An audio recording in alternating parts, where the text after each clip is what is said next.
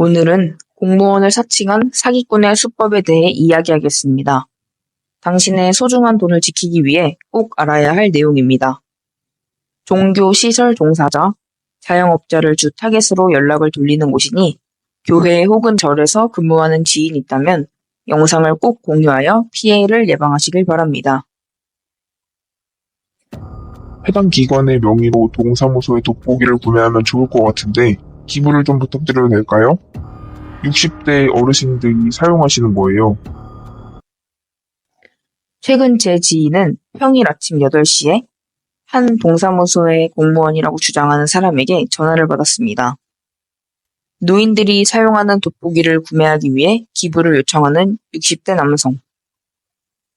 출근 시간도 되지 않았는데 공무원이 개인 번호로 통화를 거는 게 맞는 거냐는 질문에 공무원이라 대외적으로 기부를 요청하는 것이 불법이라 개인 번호로 일찍 전화를 한 것이라며 어쩔 수 없다는 말을 하고 전화를 끊어버렸습니다. 결론부터 말씀드리자면 이는 명백한 공무원 사칭 사기 수법입니다. 이 이야기를 전해들은 저는 이상하다는 생각이 들어 스팸 번호 검색 사이트에 해당 번호를 검색해 보았습니다. 그리고 그곳에서 비슷한 피해 사례가 많다는 것을 알게 되었습니다.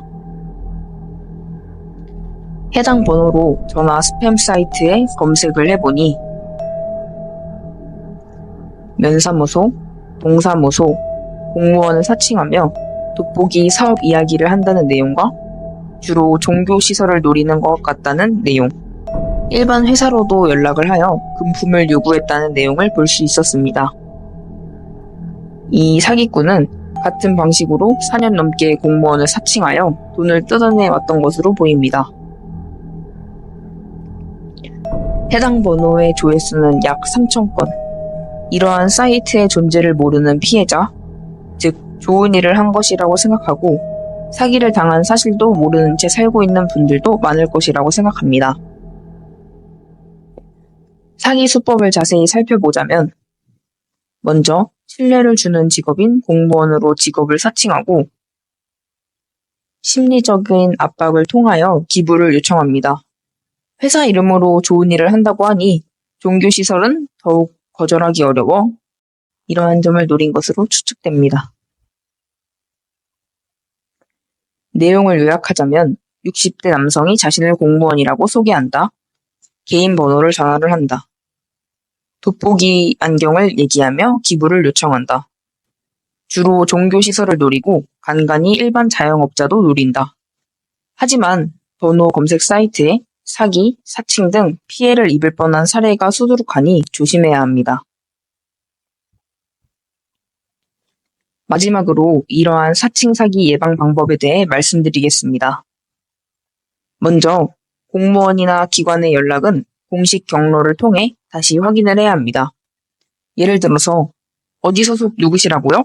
라고 말을 한 후 확인 후 다시 연락드리겠습니다. 라고 얘기를 하여 해당 기관의 개인 번호 외 공식 번호로 인물과 내용 다시 한번 물어보아야 합니다.